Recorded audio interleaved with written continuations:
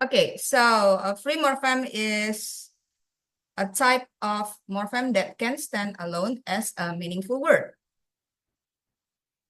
Now, what is lexical morpheme? So, lexical morpheme is a content word including basic nouns, verbs, adjectives, and adverbs. Jadi kata yang memiliki makna tersendiri gitu, sudah independen, dia punya arti sendiri, itu disebut lexical morphemes. Dan dia disebut juga content words. Jadi dalam kalimat atau ujaran, maka content word ini membawa pesan yang paling penting dari informasi yang sedang disampaikan. Jadi kan ada content words, ada function words. Nah, functional morpheme ini juga disebut sebagai function words. So, these are words that serve specific grammatical purposes, such as conjunction, and, or, but, seperti itu ya, prepositions, articles, pronouns, auxiliary verbs, modals, and quantifiers. Mereka juga punya makna sendiri dan bisa berdiri sendiri, tapi mereka masuk ke kalimat bukan sebagai isi dari pesan informasi yang sedang disampaikan ketika Anda sedang berdialog atau menulis sesuatu gitu ya, memberikan suatu pesan. Karena pesan itu ada di content words. So here is the example. Now what about derivational and inflectional?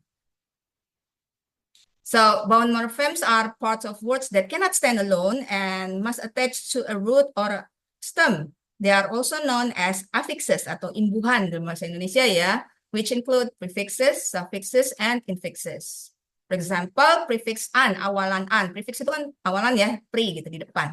Seperti awalan an dalam kata unhappy. An has a meaning, but it cannot stand alone. Ya enggak? It carries a meaning means not. So it makes another an adjective into the opposite meaning. So it creates a new meaning of that word. And then the suffix atau akhiran ness in happiness. It turns happy. Happy is an adjective, and then when you add ness at the end of the word, it becomes a noun. Infix. Nah, infix di bahasa Inggris formal itu belum pernah saya temukan, dan menurut literasi yang saya baca memang nggak ada, kecuali di bahasa Inggris non-formal ya, seperti bahasa-bahasa slang. Contoh kata bloody. Itu kan sebenarnya bloody itu adjective ya. Di sini dimasukkan seperti fan bloody tastic. It adds an emphasis to that word. Tapi kalau bahasa lain banyak infix seperti di bahasa Sunda. Misalnya budak untuk artinya anak kecil, ketika dibuat jamak menjadi barudak. Kan ada infix R. Dan masih banyak lagi di bahasa Sunda. Saya nggak tahu di bahasa lain, mungkin ada juga. Nah, masih bahas tentang derivational and inflectional. So, derivational morphemes itu apa ya? Now, we have derivational here. Derivational morphemes means morpheme that change words in grammatical category and also in meaning. Usually they change both, but sometimes only change the meaning. Now, for this type, there are two, class maintaining and class changing. Ini akan saya bahas lagi nanti ya. So, class maintaining berarti dia tidak mengubah kategori grammar, tapi mengubah artinya. Itu ciri-ciri derivational. Kalau nggak mengubah kelas kata, maksudnya grammar kategori ini kelas kata ya, dari adjective ke noun seperti itu. Sama mengubah arti. Itu ciri-ciri derivational, dari kata derive ya. Kemudian untuk yang inflectional, it only adds grammatical information, seperti untuk tenses, plural, tanpa mengubah kelas kata dalam grammar ya, tanpa mengubah arti. Contohnya seperti ing dalam listening, as untuk plural boys gitu ya. Itu kan hanya mengubah dari tenses atau plural. Tapi nggak mengubah artinya, boys tetap boys seperti noun, cuma yang satunya tunggal, yang satunya banyak, tapi nggak mengubah artinya. Misalnya dari anak laki-laki menjadi kekanak-kanakan, kan nggak mengubah begitu artinya. Itu ciri-ciri inflectional, hanya berpengaruh di informasi grammar saja. Now, let's go further about derivational morphemes. Seperti yang tadi dibilang ya, derivational itu adalah derivational morpheme adalah bound morphemes, so it means they cannot stand alone. and they are added to a word to create a new word or to change the word's grammatical category. For example, here, suara saya keputus-putus nggak? Enggak, Ma'am, Ma'am. very clear. Oke, di sini ada peringatan di layar saya. Oke, so for example, bake. Itu kan kata kerja ya. Ketika ditambahkan berarti kan artinya baker orangnya. Itu bukan kata kerja lagi, menjadi noun. Itu ciri-ciri derivational morphemes. Now, derivational morphemes can either be class changing and class maintaining, as I mentioned earlier in the previous slide. So, class maintaining, maintain word's original form and don't change grammatical category of the word. While class changing, change not only the meaning but also change the grammatical category of the base word to a new word. Jadi kalau class maintaining, dia tetap kategorinya, tapi mengubah kelas tidak mengubah kelas kata, tapi mengubah maknanya. Kayak misalnya tadi yang sebelumnya moral itu kan adjektif. Ketika ditambahkan awalan atau prefix a menjadi amoral. Sama-sama adjektif. Jadi kategori grammarnya nggak berubah, sama-sama adjektif. Tapi mengubah artinya menjadi opposite. Yang satunya bermoral, yang satunya tidak bermoral. Jadi beda jauh ya. Nah kalau class changing ya berubah. Kayak misalnya happy is an adjective and then you give suffix ness menjadi happiness. Itu kan dari adjektif ke noun, itu kategorinya berubah, arti katanya pun berubah. Itu class changing. Sampai sini ada pertanyaan? Jadi kalau buat kesimpulan seperti ini. Untuk mudahnya ya. Nanti bisa dibaca sendiri itu. And then for inflectional morphemes. Nah ini yang tidak mengubah kategori, tidak mengubah arti, hanya ada faktor dalam struktur grammar. Tapi bukan kategori kelas grammar ya, maksudnya kategori kelas kata kelas katanya itu dari kata kerja ke noun ke adjective bukan. So, for example like this. Misalnya dia tidak hanya kayak ing, tapi bisa juga posesif. Misalnya, this is Andre's book. Nah, penambahan apostrof s di situ itu juga inflectional morpheme. Apakah Andrinya berubah menjadi kata sifat kan enggak, dia tetap sosok orang gitu. Berarti kan dia kata benda ya, proper noun. Nah, penambahan s itu hanya menunjukkan grammar bahwa buku itu milik Andri. So, they only serve as grammatical markers that indicate tense, number, possession, or comparison. So, it's only assign a particular grammatical property to that word. So, this is the key for inflectional morphemes. Now, here's the example. Misalnya untuk yang tense, penambahan ing dan penambahan akhiran ed untuk past tense dan past participle ya. Kemudian untuk pluralism, like for example, us and es. And then for possession, apostrophe s. And for comparison, seperti dari tall, taller, big, bigger. Kemudian juga est seperti tall jadi tallest. Sama-sama tetap adjective, tapi degree-nya beda. Oke. Nah, before we go to these terms, the difference between root and stem and base, do you have any question about inflectional and derivational? Go ahead, kalau masih bingung. Kalau enggak, ntar saya nanya. I'll give you a minute to think about what I just explained and then ask me question if you are still confused or if I talk too fast. Go ahead.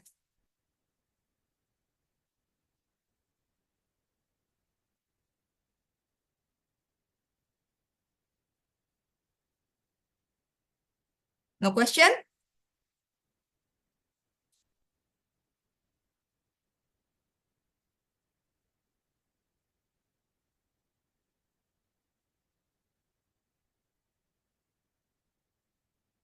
We have here, yes, Ilham, do you want to say something? Kalau yang inflection tadi itu dia yang diubah cuman grammarnya aja, tapi artinya enggak. Ya, betul. Enggak secara signifikan, tidak mengubah the main of the meaning that morpheme carries. Jadi setiap morpheme itu kan memiliki makna intinya ya. Misalnya kayak box gitu, kotak nih. Dia kan free morfem ya karena bisa berdiri sendiri dan dia memiliki makna tersendiri. Maksudnya dia memiliki makna inti gitu. Nah, dan juga berupa kata benda. Jika ditambahkan morfem di depannya atau di belakangnya gitu, dan kata itu berubah menjadi kategori kata kerja atau kata sifat, maka dia derivational. Nah, kalau inflectional morfem sendiri, iya betul tadi dia tidak mengubah kata box menjadi kata lain yang mengubah kelas katanya atau mengubah artinya. Misalnya box menjadi eh, apa eh, Apa inbox, Mem? sorry, Inbox tuh kata-kata bukan ya?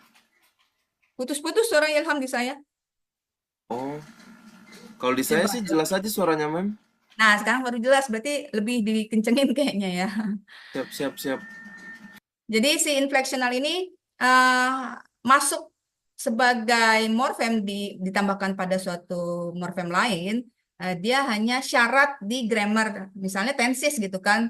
Ketika present continuous atau present participle dia perlu tambahkan ing, ya udah di situ taruh ing gitu kan. Tapi nggak mengubah artinya gitu. Atau misalnya kayak kata walk ditambahkan id ya dia tetap artinya berjalan atau dijalankan kalau depannya ada to be gitu ya. Tapi nggak mengubah arti dan kelas katanya juga. Gitu. Si walk ini nggak akan berubah ke mana-mana gitu. Seperti itu. Oke, Mem. Kecuali kalau misalnya ditambahkan kata morfem yang free juga nih di depannya side menjadi sidewalk. Nah, kata walk itu kan kata kerja ya, artinya berjalan. Ketika ditambahkan side menjadi sidewalk, apakah dia tetap artinya berjalan? Kan enggak ya, dia kata baru gitu. Menjadi kata majemuk di sini yang nyatu sidewalk. Artinya kan trotoar gitu ya, sidewalk seperti itu. So it change the not only the meaning but also the grammatical category of the word class. So it is not inflectional. Yang berhubungan sama tenses, terus yang grammar nih kurang S nih, salah gitu kan. Itu udah pasti itu inflectional. Gitu ya Ilham ya. Iya, Mem. Kalau yang tadi yang walk itu menjadi Hmm? sidewalk itu dia jadinya class changing mungkin atau class Yes, that's maintaining. right. Yes. Eh, side sama work sama-sama free morphem, sama-sama free root. Mm-mm. Ketika dia disatukan, side-nya juga berubah, work-nya juga berubah dan membentuk kata baru. Nah, itu namanya derivational. Pokoknya ketika suatu kata itu berubah menjadi kata baru, maka dia derivational. Ya. Oke, siap, Gimana Kalau Mem. tadi? ini Ya, gimana?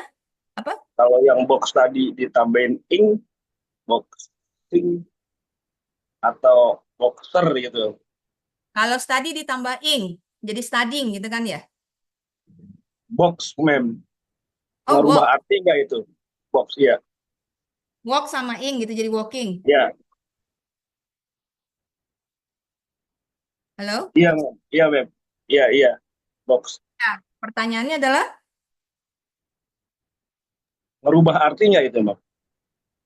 enggak juga, enggak. Maksudnya mengubah artinya tuh secara intinya gitu loh. Rootnya walk sendiri apa artinya? Arti inti Box. yang dia bawa. Box kan kotak, mem. Artinya. Box. Box, box, apa walk? Oh, box. Sorry ya, di sini Box. putus suaranya Box. box. Ya, kotak. Boxing. Menjadi Iya, tinju. mem. Itu dua kata yang berbeda. Jadi itu udah masuknya ke kayak homonim, antonim, hiponim kayak gitu. Itu memang boxnya dua kata yang berbeda ya. Si box dengan kotak ini sebenarnya dari kata boxing itu kan olahraga yang dilakukan dalam sebuah arena yang berbentuk kotak ya. Nah, tapi kalau misalnya secara grammatical itu ing di sini nggak mengubah kata boxing tetap sama-sama kata benda gitu. Dan box ini di tempat arenanya ini masih sama-sama kotak. Seperti itu. Awalnya seperti itu cuma uh, dia mengalami perubahan makna bukan karena penambahan ing-nya tapi memang penggunaan dalam kalimatnya secara kontekstual. Gitu Budi. Berarti sama juga halnya dengan boxer gitu ya. Kita tambahin morfem Yes, R gitu. Oke, oke. yes, Oke, mem. betul. Oke, mem. Thank you, mem. Betul, betul. Untuk boxer sendiri kan untuk orang ya. Box di sini Iya, kan kotak benda, kemudian ditambah menjadi benda sama-sama benda, tapi artinya berubah bukan benda mati lagi, tapi benda hidup yaitu manusia orangnya gitu boxer. Nah, itu udah beda kategori, beda makna. Sorry bukan kategori, beda makna.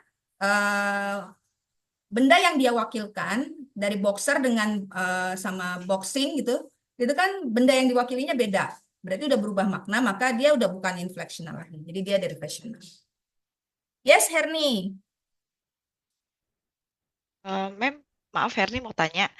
Berarti sebenarnya kalau yang derivational morphemes itu yang termasuk kategori itu kalau perubahannya itu dia berubah kelasnya gitu ya, Mem ya. Yes, exactly. Kalau Dari yang kata inflectional enggak. Tapi kalau untuk yang inflectional kan tadi ada possession ya, Mem. hmm. Kalau she jadi her termasuk enggak untuk di possession? Itu masuknya bukan perubahan itu ada bahasannya lagi dari pertemuan Oh, berikutnya karena oke total ya oke. dia merubah total bentuknya kan dari she menjadi her dia Iya ditambahin betul. morfem apa gitu iya kan Iya. belum yang jadi objek pronoun morfemnya apa kok tahu-tahu jadi her contoh go menjadi went itu ditambahin morfem apa kok jadi went gitu kan. Oh, I Hmm. see. Oke, Itu Mem. masuknya ke perubahannya yang irregular ya. In English, there are two changes, regular and irregular, but the irregular compared to the regular one, still very few. Emang cuma sedikit perubahan irregular, walaupun kita ngeliatnya banyak ya kata kerja yang berubah secara irregular gitu. Tapi kayak child menjadi childish, cuma dia nggak berubah apa struktur hurufnya gitu katanya nggak berubah cuma ditambahin is tapi kayak go menjadi went swim menjadi swam dan seterusnya walaupun banyak dibanding dengan yang perubahan reguler sangat sedikit jadi kebanyakan yang regulernya nanti ada bahasan tersendiri ya Hen ya. Siap, Mem. Thank you. Ya Herni, now let's go on to the next ones. Oke, root, stem, and base. Dari pertemuan pertama kan kita bahas tentang root, tapi belum nyinggung tentang stem sama base ya. Nah, sebenarnya definisi tiga kata ini tuh cukup banyak membingungkan karena banyak versinya. Tapi saya mau ngambil versi dari Laurie Bauer. Laurie Bauer is a famous linguist. So I'm gonna stick to his definition biar kita konsisten ya. So the problem, root, stem, and base are all terms used in literature to designate that part of a word that remains when all affixes have been removed. Jadi tiga istilah ini tuh sering digunakan dalam linguistik adalah kata ketika semua imbuhan dicopotin gitu, dilepas, tinggal satu kata ini. Nah ini ada yang nyebutnya root, ada yang nyebutnya stem, ada yang base. Lalu bedanya apa? Gitu kan? Now, of more recent years, however, there has been some attempt to distinguish consistently between these three terms. So, I'm using Laurie Bauer definition about these words from his book English Word Formation. Okay, so start from a root. A root is the core, meaning bearing part of a word that cannot be broken down any further into smaller morphemes. It consists of one morpheme. Jadi root itu pasti morfem ya, dan pasti single morfem pasti ternyata dia udah nggak bisa dipecah lagi. Jadi dia nggak mungkin lebih dari satu morfem itu root. And then a stem is of concern only when dealing with inflectional morphology. Dia hanya berhubungan dengan perubahan inflectional ya. So when you remove the inflectional suffixes, you have the stem. Itu gampangnya gitu. Walaupun ada yang bilang stem itu pokoknya semua kata yang bisa ditambahkan affix itu namanya stem. Lalu bedanya sama base nanti apalagi marut apalagi gitu ya. Nah, menurut Bauer, jadi stem itu adalah morfem yang ketika kita copot inflectional suffixnya itu namanya stem. Contoh tadi boxing, stemnya apa? Box. Box, ya betul sekali. Nah, jadi itu kalau kita ambil ing-nya kan tinggal box. Terus misalnya students. Jangan deh terlalu gampang. Ya nggak apa-apa deh students. Students itu kalau stemnya apa?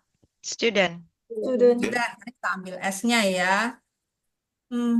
Wait, let me find another one. What about boxers? Itu stemnya apa? Boxer. Boxer. Boxer. Boxer. Tapi rootnya apa? Box.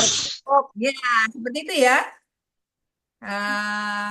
Nah, tadi kayak misalnya students, stemnya adalah student. Rootnya apa? Tadi. Enggak. Student. Student. Tetap student kan? Student juga, iya. Jadi kesimpulannya, root bisa sebagai stem jika memang dia mau nambahin infleksional nih, gitu, dan nggak bisa dipecah lagi. Jadi root juga stem juga berbagi posisi dengan root di kasus ini. Nah, satu lagi base nih. A base is any form to which affixes of any kind can be added. This means that any root or any stem can be termed a base. Nah, ini baru yang secara universal ya. Jadi base adalah bentuk di mana semua affix yang nempel di morfem tersebut bisa ditambahkan. Nah, itu dia base. Jadi misalnya, what is the base of boxer? So it's a box. Sorry, without a ya. So it's box. What is the base of boxers? Boxer then, karena ditambahin S. Jadi base itu adalah kata sebelum ditambahkan suffix berikutnya. Nanti deh ada contoh lagi ya. Kita bahas dulu nih. So the root is always the main morpheme that carries the main meaning of a word. Jadi dia yang mempengaruhi morfem-morfem lain sebagai pembawa makna gitu ya. Nah, contohnya di sini nih, replace. Rootnya adalah place. Ketika ditambahkan jadi replace, itu memang dia kan jadi beda artinya ya. Place adalah tempat, replace adalah menempatkan kembali atau mengganti gitu ya. Bukan artinya aja udah beda dan kelas katanya udah beda dari fashional berarti. Cuma nggak akan berubah tidak jauh banget gitu antara place sama replace. Walaupun kelas kata dan memiliki makna baru, tapi dia tetap mengacu ke makna awalnya si root, yaitu place, berhubungan sama tempat. And then mindfulness, rootnya adalah mind ketika nggak ada suffix lain ditempel gitu. Ness-nya dicopot, full-nya dicopot, ya udah tinggal makna intinya yaitu mind. Walaupun mind dengan mindfulness adalah dua kata yang sudah berbeda artinya, tapi tetap dia membawa inti dari arti kata mind yang berhubungan dengan pikiran gitu ya. And then carefully kita copot full dan kita copot li, jadi tinggal care. Now, for bound roots, ternyata ada ya bound roots. Nah, ini yang diambil, ini mulai masuk ke bound roots, soal minggu lalu kan belum masuk ke bound roots ya, jadi konsepnya saya masukin sedikit-sedikit. So, these roots cannot stand alone as words, yet they already carries the main meaning. Dia tetap membawa makna yang utama ketika dia mau ditambahkan morfem lain. Jadi bukan morfem lainnya ini yang akan memberikan inti artinya, tapi tetap si rootnya ini. Contoh kata credible or credit itu kan dari kata Latin yang awalnya itu bunyinya cred gitu ya, bukan bunyinya rootnya itu adalah cred. Tapi kan cred itu nggak bisa sendirian, misalnya dimasukkan ke dalam kalimat tuh nggak ada. Nah, tapi semuanya dia membawa makna yang intinya adalah berhubungan dengan belief or trust. Seperti juga contoh bound root phone. Itu pasti berhubungan dengan bunyi-bunyian. Walaupun mau ditambahkan cele, mau ditambahkan kayak ini nih, simfoni jadinya ya, tetap berhubungan dengan sound or voice. And then struct, related to building or formation or to convey meanings. For example, like construct, structure. Ketika ditambahkan cons atau ditambahkan di sini menjadi structure, maknanya bukan si ini kan yang ngasih, tapi makna katanya adalah di bawah sama si struct. Jadi root itu kuncinya adalah selalu always the main morpheme that carries the main meaning to a word, the main meaning of a word. Paham ya? Itu tuh kunci utama root. Nah, kemudian stem di sini, stem yang paling gampang, because To find the stem, simply remove the inflectional suffixes. For example, here reddest. Ini kan apa namanya superlatif ya. Stemnya ya red, tinggal hilangin aja red s-nya. Kemudian girls tinggal hilangkan s-nya menjadi girl. So what is the stem of girls? Misalnya ada pertanyaan seperti itu, ya simply answer girl. Just remove the inflectional suffixes. And then both, remove the apostrophe s becomes both. Now pre-approved, the stem is pre-approved. Tapi kalau ditanya rootnya adalah apa? Approve. Prof, Nah kan pre-approved stemnya adalah pre-approved karena dihilangkan id-nya ya sebagai inflectional suffixes. Nah kalau ditanya root dari pre-approved apa? Approve. Oke, seperti itu ya bedanya berarti ya. Then unjustifiable, no stem karena di sini tidak ada penambahan suffix yang sebagai grammar markers. Misalnya kayak potensis kah, jamak tunggal lah gitu. Unjustifiable, it only consists of derivational morphemes. Ini able. Sama Itu an. an-nya bukan affix ya, Mem, ya? Yes, Budi? An-nya bukan affix ya, Mem, ya? Unjustifiable. Kenapa? Bisa ulang? Unjustifiable itu bukan ini, bukan affix ya, Mem, ya? Unjustifiable. Ya, unjustifiable. Kalau kita pecahkan, rootnya adalah just. Ya. Just. Iya, Gitu ya. An itu adalah prefix. Kemudian fi sama able juga suffix ya. Mereka itu affix. Tapi affixnya bukan punyanya inflectional, punyanya derivational. Sementara kalau ngomongin stem adalah kalau mau nyari stem itu apa, hilangkan semua suffix yang inflectional. Inflectional itu adalah grammar marker seperti s, ing, apostrophe s, id, atau yang komparatif sama superlatif. Seperti contoh di atas. Kalau ini kan nggak ada grammar markers, adanya derivational semua nih, yang an, fi, sama able tuh punyanya derivational, bukan inflectional. Jadi there is no stem here, menurut definisi Bauer. Gitu ya. Oke, Mem. Oke, sekarang base nih. To be clear, we can add a prefix or suffix to every base, even if it already has a prefix or suffix. Furthermore, if we can add a prefix or suffix to something, we can call it a base. According to Bauer, a base is any form to which affixes of any kind can be added.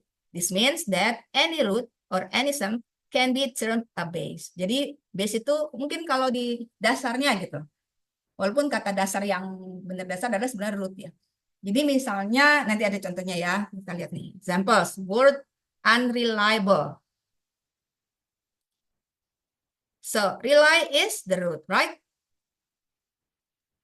Ya kan? Berarti affixnya apa aja? An, an, Sama re, rely. Itu rely kan? Sama able. able, Yes. Sama able. Akan able.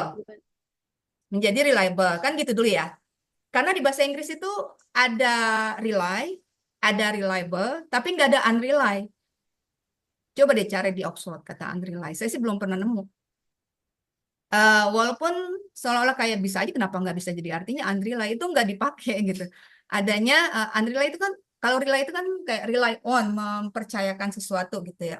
I rely on you gitu. Saya bergantung kepada Anda misalnya. So you are reliable.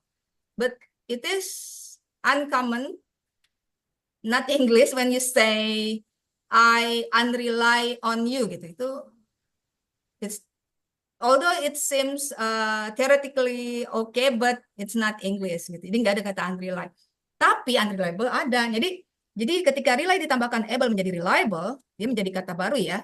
Artinya dia apa? Jadi adjektif. Ini kan rely itu verb. So rely is the root, but when you add able becomes reliable. So rely is the base of reliable. And then when you add un here, so it becomes unreliable. So reliable is the base of unreliable, but it is not the root.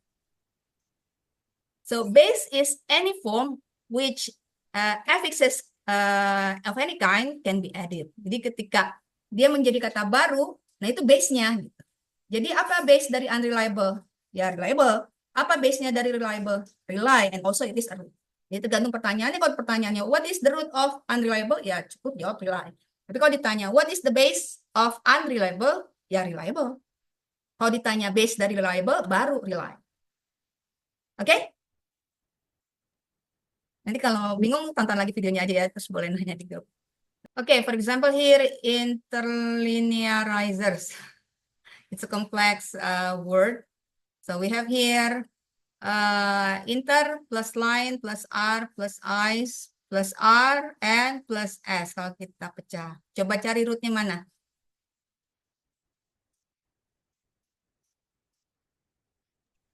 Which one is the root? Line. Line, Oke, line. ya Line. line.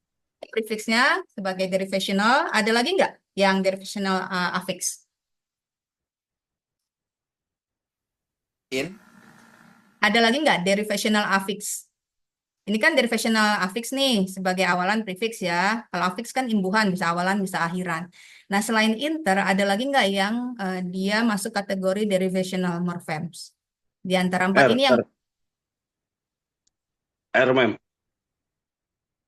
ada apa aja yang masuknya derivational? Is nggak sih? Jadi R, berubah. R. Ini ya, ada 3 ya. R, Iya. is, dan R ini masuknya derivational. Berarti yang S adalah inflectional. Ini semuanya morfem. Ini semuanya morfem. Jadi kita ada berapa morfem nih? 1, 2, 3, 4, 5, 6. So this is the root. And this is the derivational morpheme, and these are also derivational morphemes, and this is inflectional morpheme. Nah, bagaimana dengan base sama stem yang mana nih? Nah, ini stem. So, what is the stem of interlinearizers? Udah tinggal hilangin inflectional ya, kebetulan cuma S doang. Ya udah berarti. So, interlinearizer is the stem of this word. Nah, bagaimana base-nya? Bisa dari awal, bisa dari belakang. So, root is the base of interline. But interline is the base of interlinear. And interlinear is the base of interlinearize. Dan seterusnya. Interlinearize is the base of interlinearizer. And interlinearizer is the base of the whole word. The whole word. Gitu ya. Jadi ya tinggal dimundurin mau ditanyanya apa dulu. Kalau ditanya root, ya udah ini. Kalau ditanya stem, hilangkan inflectionalnya. Kalau ditanya base, base yang mana nih? Tergantung dia pembentukan katanya bagaimana. Nah, kita praktis nih. Let's see here. Identify the inflectional morpheme, derivational morpheme, root, and stem. Ada 5. Tapi ini buat tugas di rumah ya. Cara ngebaginya gimana? Untuk unhappiness misalnya, Anda tinggal tulis rootnya yang mana, kemudian inflectional morpheme-nya yang mana, kalau ada, kalau nggak ada, tulis no inflectional morpheme. Kalau yang ditanya, kalau misalnya derivational morpheme yang mana sebutkan, di M-nya adalah apa dan apa, stem-nya apa. Kalau nggak ada, tulis no stem. Kalau nggak ada derivational morpheme, ya tinggal tulis no DM. Kalau root pasti ada ya. Okay, any questions? Maaf, untuk tugasnya dibikin sendiri aja tanpa perlu diupload di Spada kah? Yang ini ya perlu upload. Yang ini harus diupload. Saya mau lihat masing-masing ininya, pemahamannya. Oh gitu, oke. Kalau yang tugas kemarin nanti habis ini kita bahas habis absensi. Jadi nggak perlu dikumpulkan kalau yang tugas minggu lalu ya kan ngumpulin kata-kata kayak compound word seperti itu. Adakah yang ditanyakan untuk tugasnya ini dikumpulkan ke Spada ya?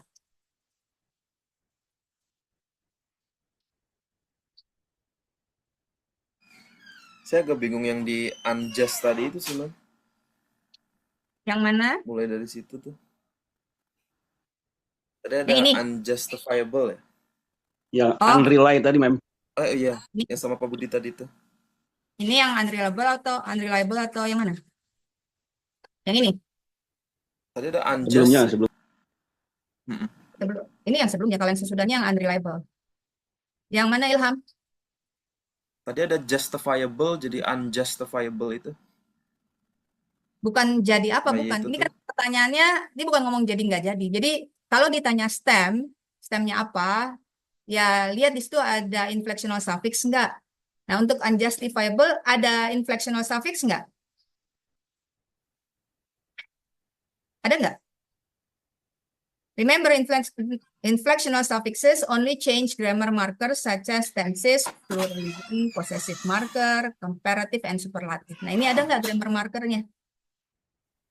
Jadi kalau nggak ada inflectional suffixnya dia nggak ada stemnya, Mem. Ya, menurut Bauer ya. Oh, oke oke oke. Tapi Menurut kalau definisi. an-nya itu nggak kenapa-napa itu udah. Apa? Kalau misalnya dibagi-bagi lagi bisa nggak, Mem? Itu kan jadi just tuh. Just Ya, itu root ya. bisa. Bisa. Dia masuknya, nih kalau misalnya pertanyaannya, apa rootnya? Rootnya adalah just. Lalu sisanya apa? Morfem apa? Sisanya bound morfem yang masuk kelas derivational, bukan inflectional. Nah, ini kan kata just, ini kan rootnya. Kemudian an, phi, sama able, dia bukan inflectional suffixes, dia masuknya ke derivational suffixes. Jadi kalau ditanyanya stem, ya tidak ada stem, karena kan tidak ditambahkan grammar marker seperti ed, in, gitu kan nggak ada. Tapi kalau pertanyaannya, what is the base of unjustifiable? Ya bisa dibilang unjustified, itu stemnya dari unjustifiable. Kalau base dari unjustified itu apa? Unjust. Kalau base dari unjust, ya just. Nah, itu base. Tapi kalau ditanya stem, ya no stem because there's no inflectional morpheme in this word.